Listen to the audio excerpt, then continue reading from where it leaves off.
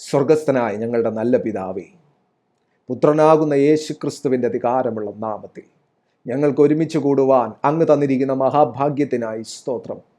കർത്താവിൻ്റെ ആത്മാവേ, ഇന്ന് അങ്ങ് ഞങ്ങളെ പഠിപ്പിക്കുന്നതിനായി സ്തോത്രം. ഇന്ന് ഞങ്ങളെ അങ്ങ് വചനത്തിൻ്റെ സത്യം കർത്താവെ അങ്ങേ അറിയുവാൻ മാത്രം ഈ ഒരു അവസരം അങ്ങ് ഞങ്ങൾക്ക് തന്നിരിക്കുന്നതിനായി സ്തോത്രം. യേശുപ്പച്ച, കർത്താവിൻ്റെ ആത്മാവേ, ഇവിടെ ആയിരിക്കുന്ന ഒരു മനുഷ്യനും ഈ ലോകപ്രകാരമുള്ള ഉയർച്ചയ്ക്ക് വേണ്ടി അങ്ങേ അറിയാൻ ഉള്ള സാഹചര്യം വരരുതേ. മറിച്ച് കർത്താവേ, അങ്ങ് ദൈവമാണെന്നും അങ്ങ് അവരുടെ പിതാവാണെന്നും എനിക്കെൻ്റെ പിതാവിനെ അറിയണമെന്നുമുള്ള ദാഹത്തോടുകൂടി, അരുമനാഥനെ പോലെ ജീവിക്കണമെന്ന ദാഹത്തോടുകൂടി കർത്താവേ അങ്ങേ അറിയുവാൻ ഈ പ്രിയപ്പെട്ടവരെ അങ്ങ് ബലപ്പെടുത്തണം. ഈ പ്രിയപ്പെട്ടവരുടെ ആത്മ കണ്ണുകളെ അങ്ങ് തുറക്കണമെന്ന് ഞാൻ യേശു ക്രിസ്തുവിൻ നാമത്തിൽ ഞാൻ പ്രാർത്ഥിക്കുന്നു. ദൈവാത്മാവേ, അങ്ങ് സഹായിക്കുന്നതിനായി സ്തോത്രം. അങ്ങ് സഹായിക്കുന്നതിനായി സ്തോത്രം. അങ്ങയുടെ പ്രവൃത്തിയെ വെളിപ്പെടുത്തുന്നതിനായി സ്തോത്രം. മാനവും മഹത്വ പുകഴ്ചകളെല്ലാം പരമപിതാവി അങ്ങയ്ക്ക് യേശു ക്രിസ്തുവിൻ നിസ്തുല്യമുള്ള നാമത്തിൽ പ്രാർത്ഥന ഇപ്പോൾ കേൾക്കണം. നല്ല പിതാവേ, ആമേൻ, ആമേൻ. കർത്താവിൻ്റെ അതിപരിശുദ്ധമായ നാമം മഹത്വപ്പെടുമാറാകട്ടെ. എല്ലാ പ്രിയപ്പെട്ടവർക്കും ക്രിസ്തയേശുവിൽ എൻ്റെ സ്നേഹ വന്ദനത്തെ അറിയിക്കുന്നു. യേശു ക്രിസ്തുവിന് മഹത്വം. ദൈവികതയുടെ രഹസ്യം എന്ന ഈ ഒരു ബൈബിൾ സ്റ്റഡി കർത്താവിൻ്റെ കൃപയാൽ മുൻപോട്ട് കൊണ്ടുപോകുവാൻ കർത്താവിൻ്റെ ആത്മാവ് നമ്മെ വളരെയധികം സഹായിക്കുന്നു. ആ കർത്താവിൻ്റെ വലിയ കൃപയോർത്ത് ഞാൻ കർത്താവിനെ മഹത്വപ്പെടുത്തുകയാണ്.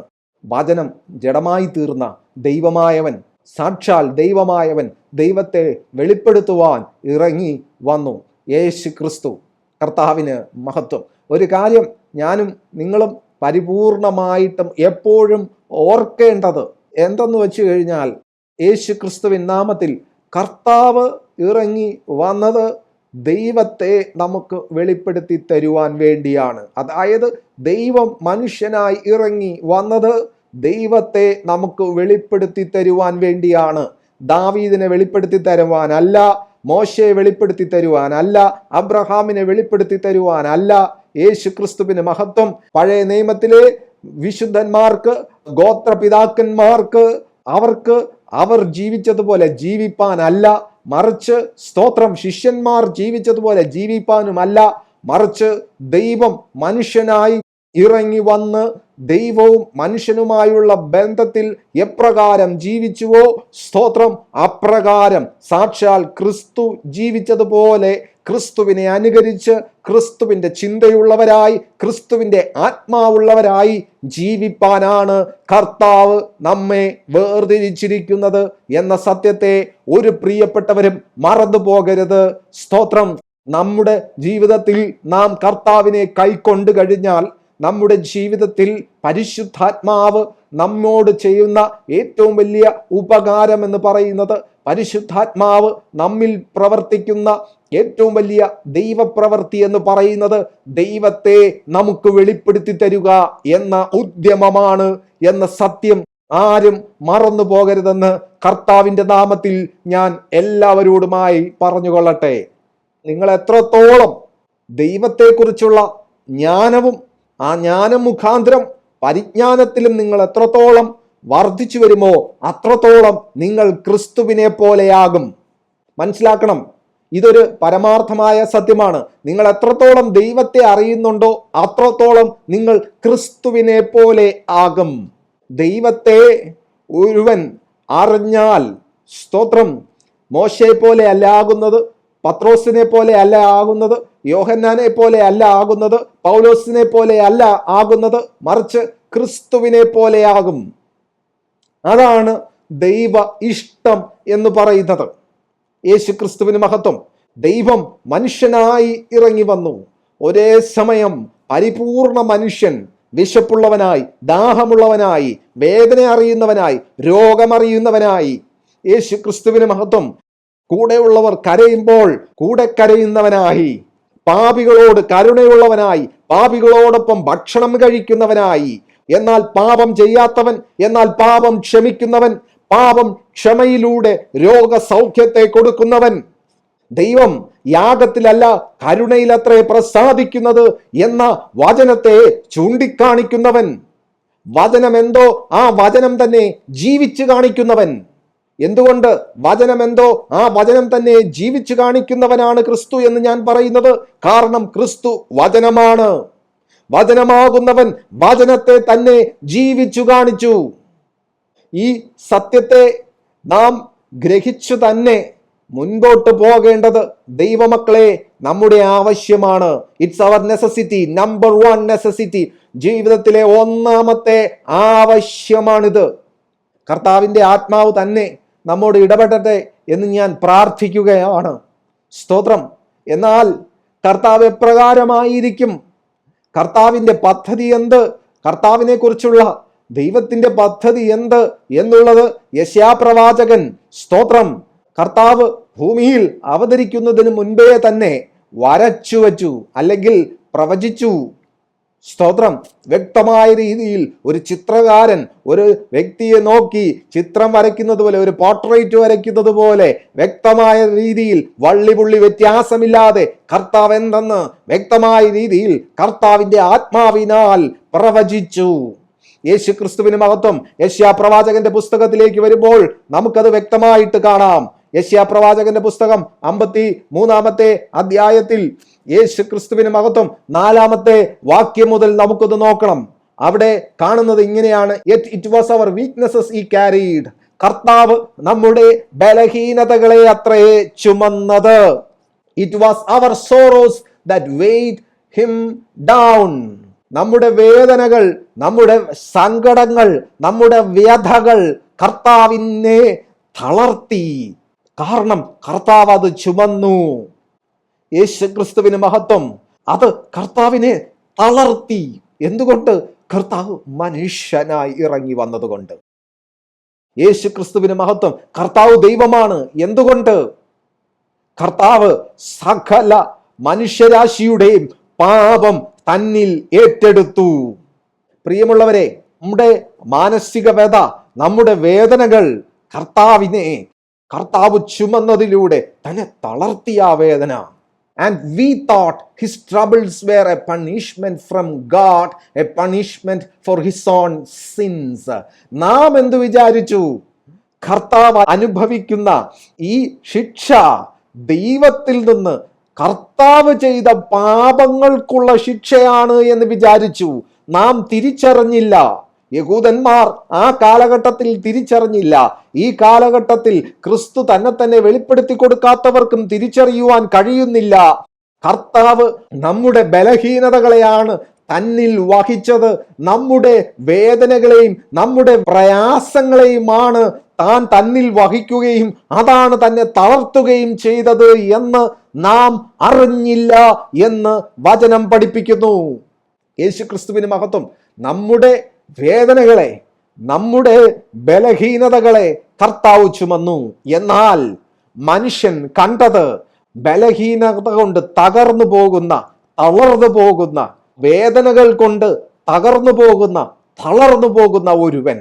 മനുഷ്യൻ കണ്ടത് ദൈവം ശിക്ഷിക്കുന്ന, നിരന്തരം ശിക്ഷിക്കുന്ന ഒരുവനെ. എന്നാൽ യേശു ക്രിസ്തുവിന് മഹത്വം. ദൈവം തൻ്റെ കോപം മനുഷ്യന്റെ മേൽ നിവർത്തിക്കുന്നതിന് പകരം താൻ തന്നെ മനുഷ്യനായി വന്ന് ആ കോപത്തെ തൻ്റെ മേൽ നിവർത്തിച്ചു. യേശു ക്രിസ്തുവിന് മഹത്വം.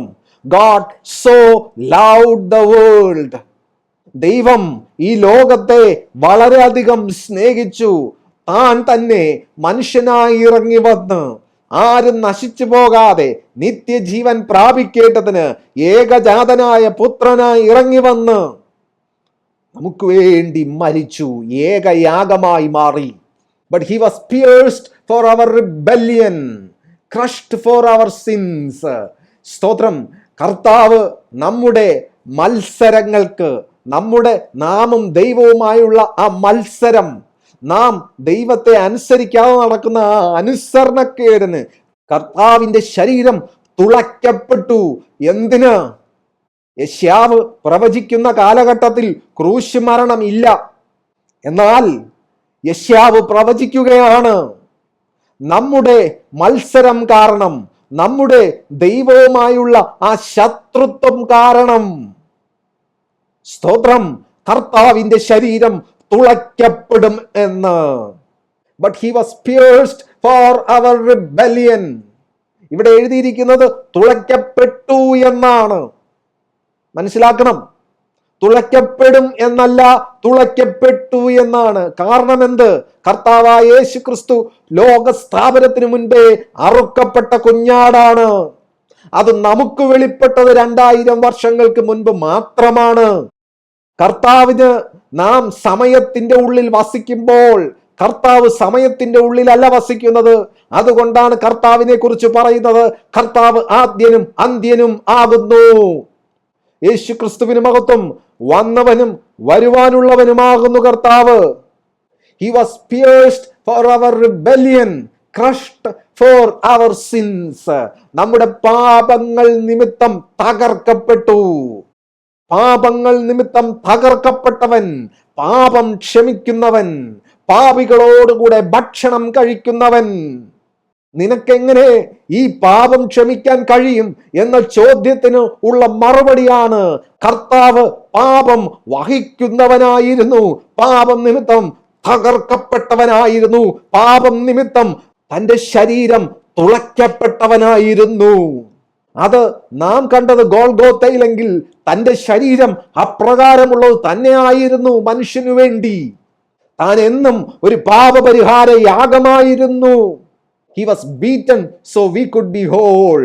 നാം പൂർണ്ണരായി മാറേണ്ടതിന്, നാം സൽഗുണ പൂർണ്ണരായി മാറേണ്ടതിന്, നാം ആ പിതാവിന്റെ സന്തതികളായി മാറേണ്ടതിന് താൻ നമുക്ക് വേണ്ടി, ക്രിസ്തു നമ്മുടെ അരുമനാഥൻ നമുക്ക് വേണ്ടി അടികേറ്റു. യേശു ക്രിസ്തുവിന് മഹത്വം. കോലുകൊണ്ടടിക്കപ്പെട്ടു, ചാട്ടവാറ് കൊണ്ടടിക്കപ്പെട്ടു, ഉഴവ് ചാലുപോലെ തന്റെ ശരീരമായി മാറി.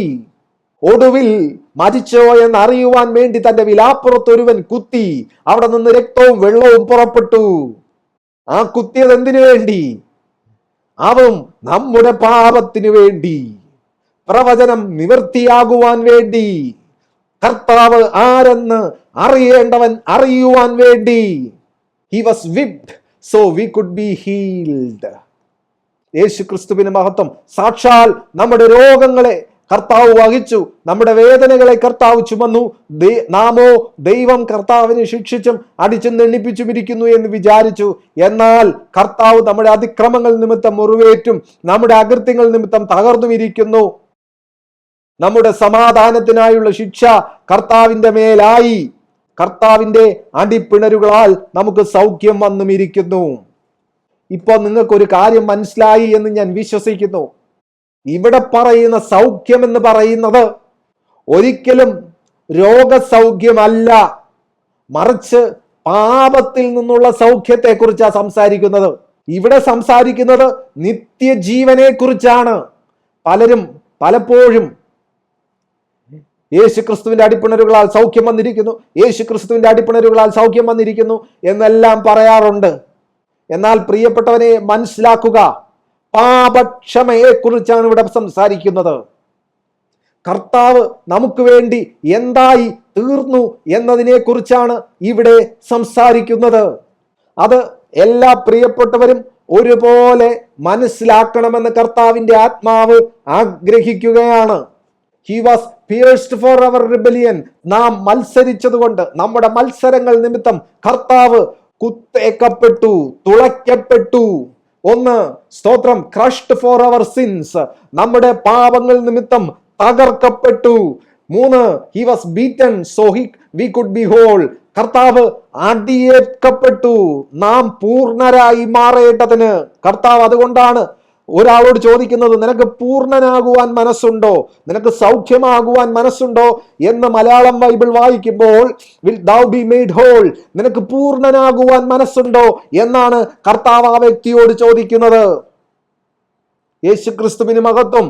അതുപോലെ തന്നെ കർത്താവ് പറയുന്നു, ആകയാൽ നിങ്ങളുടെ സ്വർഗീയ പിതാവ് സൽഗുണ പൂർണ്ണനായിരിക്കുന്നത് പോലെ നിങ്ങളും സൽഗുണ പൂർണ്ണർ ആകുവിൻ. എന്തുകൊണ്ട്? ഞാൻ നിങ്ങൾക്കൊരു പരിഹാരമാണ്. യേശു ക്രിസ്തുവിന് മഹത്വം. ഞാൻ നിങ്ങൾ പൂർണ്ണരാകുവാൻ വേണ്ടി ഞാൻ നിങ്ങൾക്ക് വേണ്ടി അടികൊണ്ടിരിക്കുന്നു. He was whipped so we could be healed. ചാട്ടവാറാൽ, കോലാൽ, സ്തോത്രം, ആ മാംസം പറഞ്ഞു പോകത്തക്ക രീതിയിൽ തകർക്കപ്പെട്ടു. എന്തിന്? നാം സൗഖ്യമാകുവാൻ. എന്ത് സൗഖ്യം? ദൈവവും നാമുമായുള്ള ശത്രുത്വം മാറി നാം ദൈവത്തിന്റെ സന്തതിയായി സ്വർഗത്തിലും ഭൂമിയിലുമുള്ളതെല്ലാം വീണ്ടും ക്രിസ്തുവിൽ ഒന്നായി ചേർക്ക എന്ന പദ്ധതി പരിപൂർണമായി വെളിപ്പെടുവാൻ തന്നെ. ഇതേ കാര്യം തന്നെ നമുക്ക് പത്രോസ് എഴുതിയ 1-ാം ലേഖനം 2-ാം അധ്യായത്തിൽ വരുമ്പോൾ നമുക്ക് അവിടെ കാണാൻ കഴിയുന്നുണ്ട്. പത്രോസ് എഴുതിയ 1-ാം ലേഖനം 2-ാം അധ്യായം സ്തോത്രം 22-ാം വാക്യത്തിലേക്ക് വരുമ്പോൾ നമുക്കത് അവിടെ കാണാൻ കഴിയുന്നുണ്ട്. അവിടെ ഇപ്രകാരം എഴുതിയിരിക്കുന്നു, he never sinned nor ever deceived anyone. കർത്താവ് ഒരിക്കലും പാപം ചെയ്തില്ല, ആരെയും വഞ്ചിച്ചുമില്ല. കർത്താവ് ഒരിക്കലും പാപം ചെയ്തില്ല. നോ എവർ ഡിസീവ്ഡ് എനിവൺ, ആരെയും വഞ്ചിച്ചതുമില്ല. നീതിമാൻ. 23-ാം വാക്യം, താൻ അപമാനിക്കപ്പെട്ടപ്പോൾ പിന്തിരിഞ്ഞോടിയില്ല, വെറും മനുഷ്യനായി നിന്നില്ല. താൻ വഹിക്കേണ്ടത് താൻ വഹിച്ചു. തന്നെ ആരും മനസ്സിലാക്കാത്തപ്പോഴും തനിക്കത് വിഷയമായിരുന്നില്ല. He did not retaliate when he was insulted. കർത്താവ് പിന്തിരിഞ്ഞില്ല താൻ അപമാനിക്കപ്പെട്ടപ്പോൾ. Nor threaten revenge when he suffered. താൻ കഷ്ടത അനുഭവിച്ചപ്പോൾ ആരെയും താൻ ഭീഷണിപ്പെടുത്തിയില്ല. തന്റെ ഒരു വാക്കുമതി സകലതും നശിച്ചു പോകാൻ. ഗെത്സമനയിൽ തന്നെ പിടിക്കാൻ വന്നവർ നിങ്ങൾ ആരെ അന്വേഷിക്കുന്നു എന്ന് ചോദിച്ചപ്പോൾ യേശു ക്രിസ്തുവിന് മഹത്വം, നസ്രയനായ യേശുവിനെ എന്നവർ പറഞ്ഞപ്പോൾ അത് ഞാൻ തന്നെ എന്ന വാക്കിന്റെ ശക്തിയാൽ തന്നെ പിടിക്കാൻ വന്നവർ വീണുപോയി. വീണുപോയവരുടെ കരങ്ങളിൽ തന്നെ ക്രൂശിക്കാൻ ഏൽപ്പിച്ചവനാണ് നമ്മുടെ അരുമനാഥൻ എന്ന സത്യം ഒരു പ്രിയപ്പെട്ടവരും മറക്കരുത്. കർത്താവ് താൻ തകർക്കപ്പെട്ടപ്പോൾ, താൻ കഷ്ടമനുഭവിച്ചപ്പോൾ ആരെയും ഭീഷണിപ്പെടുത്തിയില്ല. ആർക്കെതിരെയും ഞാൻ നിനക്കെതിരെ പ്രതികാരം ചെയ്യും എന്ന് പറഞ്ഞില്ല. ഒരു പ്രതികാര വാഞ്ചയോടുകൂടി ആരെയും നോക്കിയില്ല. പകരം തന്നെ നോക്കി കരയുന്നവരോട് പറഞ്ഞു, എന്നെ ഓർത്ത് കരയണ്ട, നിങ്ങളുടെ മക്കളെയും ഓർത്ത് കരവിൻ. പകരം ഇപ്രകാരം പറഞ്ഞു, കർത്താവേ, പിതാവേ, ഇവർ ചെയ്യുന്നത് എന്തെന്ന് ഇവർ അറിയുന്നില്ല, ഇവരോട് ക്ഷമിക്കണമേ. അതേസമയം ഒരു മനുഷ്യനായി ഇപ്രകാരം വിളിച്ചു പറഞ്ഞു, എന്റെ ദൈവമേ, എന്റെ ദൈവമേ, എന്നെ കൈവിട്ടത് എന്ത്? ഒരേ സമയം ദൈവം, ഒരേ സമയം മനുഷ്യൻ. കർത്താവിന് മഹത്വം. നീതിയോടെ വിധിക്കുന്ന ദൈവത്തിന്റെ കരങ്ങളിൽ തന്റെ വിഷയത്തെ ഏൽപ്പിച്ചു. എന്തിനാ? നാമും അപ്രകാരം നീതിയോടെ വിധിക്കുന്ന ദൈവത്തിന്റെ കരങ്ങളിൽ നമ്മുടെ വിഷയത്തെയും ഏൽപ്പിക്കുവാൻ മാതൃകയാകേണ്ടതിന്. ദൈവഹിതം അതാകയാൽ കർത്താവ് തന്റെ വിഷയത്തെ നീതിയോടെ വിധിക്കുന്ന ദൈവത്തിന്റെ കരങ്ങളിൽ ഏൽപ്പിച്ചു. ഒരു മനുഷ്യനെ പോലെ. യേശു ക്രിസ്തുവിന് മഹത്വം. ഒരു മനുഷ്യൻ എന്ത് ചെയ്യണം? 24-ാമത്തെ വാക്യത്തിലേക്ക് വരുമ്പോൾ, he personally carried our sins in his body on the cross. ക്രൂശിൽ വ്യക്തിപരമായി തന്റെ ശരീരത്തിൽ നമ്മുടെ പാപത്തെ വഹിച്ചു. ഞാൻ ഒരിക്കൽ കൂടി പറയാം, ക്രൂശിൽ വ്യക്തിപരമായി തന്റെ ശരീരത്തിൽ നമ്മുടെ പാപത്തെ വഹിച്ചു. എന്തിനു വേണ്ടി? എന്തിനാ കർത്താവ് വഹിച്ചേ? വ്യക്തിപരമായി നമ്മുടെ പാപത്തെ തന്റെ ശരീരത്തിൽ വഹിച്ചത് എന്തിനു വേണ്ടി? ആ ക്രൂശ് മരണത്തിൽ വഹിച്ചത് എന്തിനു വേണ്ടി? So that we can be dead to sin. അതായത് he was dead to sin. ക്രിസ്തു പാപവുമായുള്ള ബന്ധത്തിൽ മരിച്ചവനായിരുന്നു. എന്താണ് അതിന്റെ അർത്ഥം? കർത്താവിൽ പാപമില്ലായിരുന്നു. നാമും ക്രിസ്തുവിനെ പോലെ പാപമില്ലാത്തവരാകുവാൻ, നാമും പാപവുമായുള്ള ബന്ധത്തിൽ മരിച്ചവരായിരിക്കാൻ ക്രിസ്തു വ്യക്തിപരമായി തൻ്റെ ശരീരത്തിൽ നമ്മുടെ പാപം ഏറ്റെടുത്ത് ക്രൂശിൽ നമുക്ക് വേണ്ടി മരിച്ചു. നാം പാപസംബന്ധമായി മരിക്കുവാൻ വേണ്ടി ക്രിസ്തു നമ്മുടെ പാപം ഏറ്റെടുത്ത് നമുക്ക് വേണ്ടി മരിച്ചു. നാം ക്രിസ്തു ജീവിക്കുന്നത് പോലെ ജീവിപ്പാൻ വേണ്ടി ക്രിസ്തു നമുക്ക് വേണ്ടി മരിച്ചവരുടെ ഇടയിൽ നിന്ന് ഉയർത്തെഴുന്നേറ്റു. നീതിക്ക് വേണ്ടി ജീവിക്കേണ്ടതിനും പാപത്തിൽ നാം മരിച്ചവരാകുവാനും പാപവുമായി ബന്ധമില്ലാത്തവരാകുവാനും വേണ്ടി കർത്താവ് നമുക്ക് വേണ്ടി ആ മഹാകഷ്ടം ഏറ്റെടുത്തു. എന്നിട്ട് എഴുതിയിരിക്കുന്നു, by his wounds you are healed. തൻ്റെ അടിപ്പിണരുകളാൽ നമുക്ക് സൗഖ്യം വന്നും ഇരിക്കുന്നു. അതെ, ഇന്ന് നമുക്കൊരു സൗഖ്യം വന്നിരിക്കുകയാ. യേശു ക്രിസ്തുവിന് മഹത്വം. നമുക്കൊരു സൗഖ്യം വന്നിരിക്കുകയാ. 25-ാം വാക്യം ഇങ്ങനെ പറയുന്നു, once you were like sheep who wandered away. ഇടയനെ വിട്ടുപോയ ഒരു ആടിനെ പോലെയായിരുന്നു നാം, ചെമ്മരിയാടിനെ പോലെയായിരുന്നു നാം. എന്നാൽ but now you have turned to your shepherd. എന്നാൽ ഇന്ന് നിങ്ങൾ നിങ്ങളുടെ ഇടയനിലേക്ക് നിങ്ങൾ തിരിഞ്ഞിരിക്കുകയാണ്. ആ ഇടയന്റെ പ്രത്യേകത എന്താണ്? The guardian of your souls. നിങ്ങളുടെ ആത്മാക്കളുടെ ഉടയവനാണ്. ഞാൻ നല്ല ഇടയനാകുന്നു എന്ന വാക്കിന്റെ അർത്ഥം എന്ത്? ഞാൻ നിങ്ങളുടെ ആത്മാക്കളുടെ ഇടയനാണ് എന്നതാണ് ആ വാക്കിന്റെ അർത്ഥം. എൻ്റെ ആളുകൾ എൻ്റെ ശബ്ദം കേൾക്കുന്നു. എന്താണ് അതിന്റെ അർത്ഥം? നാം ആത്മാക്കളുടെ ഉടയവന്റെ ശബ്ദം നാം കേൾക്കുന്നു. ക്രിസ്തു ആത്മാക്കളുടെ ഉടയവനാണ്. ആത്മാക്കളുടെ ഉടയവൻ എന്നാൽ ദൈവം എന്നാണ് അർത്ഥം. ഇനി നമുക്ക് ഈ ഒരു ഭാഗത്തിൽ നിന്ന് മുന്നോട്ട് പോകുമ്പോൾ നമുക്ക് 1 യോഹന്നാൻ 3-ാം അധ്യായത്തിന്റെ 4 മുതൽ 6 വരെയുള്ള വാക്യങ്ങൾ നമുക്കൊന്ന് വായിക്കേണ്ടതുണ്ട്. യേശു ക്രിസ്തുവിന് മഹത്വം. 1 യോഹന്നാൻ 3-ാം അധ്യായം 4 മുതൽ 6 വരെയുള്ള വാക്യങ്ങൾ നമുക്കൊന്ന് വായിക്കണം. പാപം ചെയ്യുന്ന ഏവനും ദൈവത്തിന്റെ നിയമം ലംഘിക്കുന്നവനാണ്. For all sin is contrary to the law of God. കാരണം പാപം, സകല പാപവും ദൈവിക വ്യവസ്ഥയ്ക്ക് എതിരാണ്. പാപം ചെയ്യുന്നവനെല്ലാം ദൈവത്തിന്റെ നിയമം ലംഘിക്കുകയാണ്. മാത്രവുമല്ല, സകല പാപവും ദൈവത്തിന്റെ നിയമത്തിന്, ദൈവത്തിന്റെ വ്യവസ്ഥയ്ക്ക് എതിരാണ്, ഘടകവിരുദ്ധമാണ്. അതുകൊണ്ടാണ് ദൈവം പാപത്തെ സ്നേഹിക്കാത്തത്. അതുകൊണ്ടാണ് ദൈവം മനുഷ്യനായി വന്നപ്പോൾ പാപത്താൽ പരീക്ഷിക്കപ്പെടാത്തത്. എന്നാൽ ദൈവം പാപികളെ സ്നേഹിച്ചു. പാപികൾ നശിച്ചു പോകരുതെന്ന് ആഗ്രഹിച്ചു. പാപത്തെ തന്നിൽ, പാപത്തിന് പരിഹാരം വരുത്തി. ഈ വചനം നിങ്ങളെ വിശുദ്ധീകരിക്കുന്നതാണ്, നിങ്ങളെ ആത്മാവിൽ വളർത്തുന്നതാണ് ഈ വചനം. 5-ാമത്തെ വാക്യത്തിലേക്ക് വരുമ്പോൾ, and you know that Jesus came to take away our sins.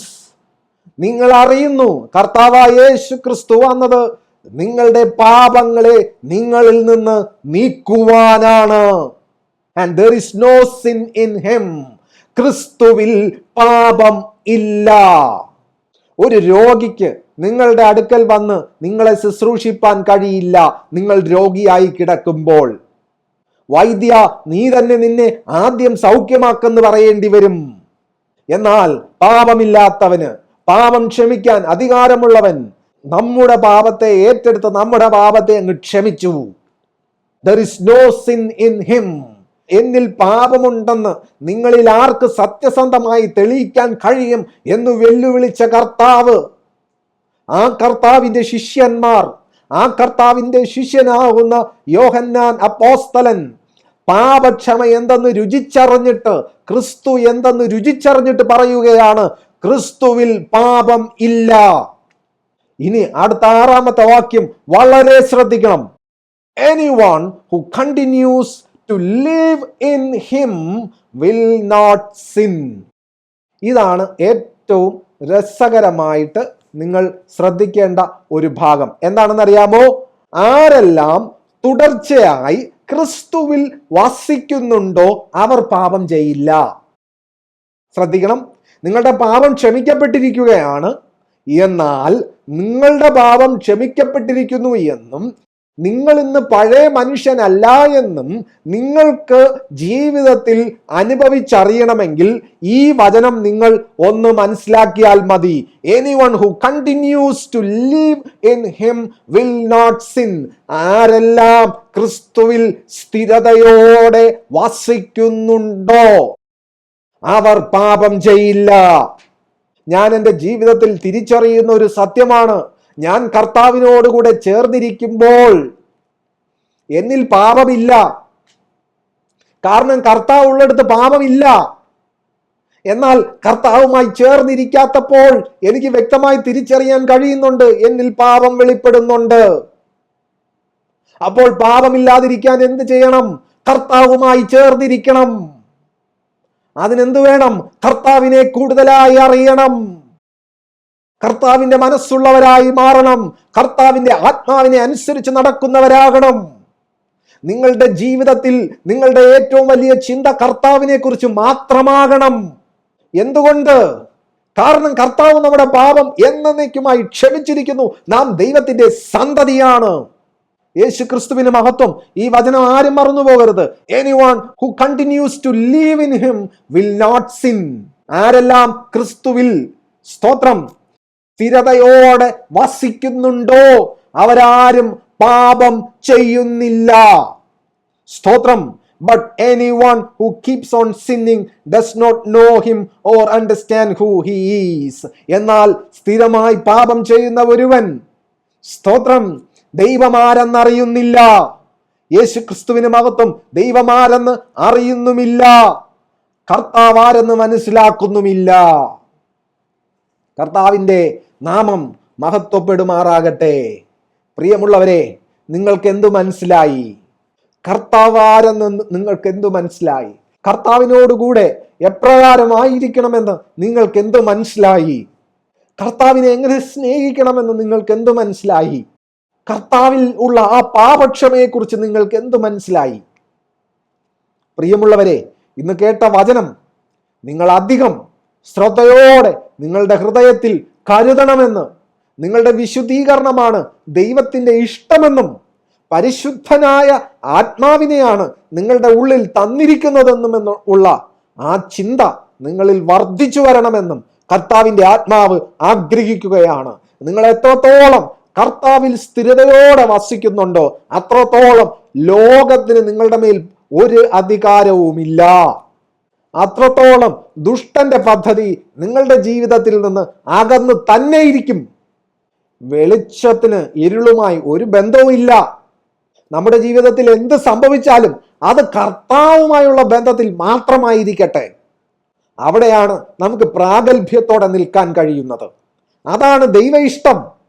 ദൈവ ഇഷ്ടം ചെയ്ത് വാഗ്ദത്തം പ്രാപിപ്പാൻ സഹിഷ്ണുതയോടെ മുൻപോട്ട് പോകുവാൻ, ക്ഷമയോടെ മുൻപോട്ട് പോകുവാൻ, ക്രിസ്തുവിൽ സംതൃപ്തിയുള്ളവരായി മുൻപോട്ട് പോകുവാൻ ദൈവത്തിന്റെ ആത്മാവ് ഓരോ പ്രിയപ്പെട്ടവരെയും സഹായിക്കട്ടെ എന്ന് യേശു ക്രിസ്തുവിൻ നാമത്തിൽ ഞാൻ പ്രാർത്ഥിക്കുകയാണ്. ഏവരെയും കർത്താവ് അനുഗ്രഹിക്കട്ടെ. ദയവായി വിളിക്കുക, ബന്ധപ്പെടുക. കർത്താവിന്റെ കൃപയിലായിരിക്കുക. ആമേൻ.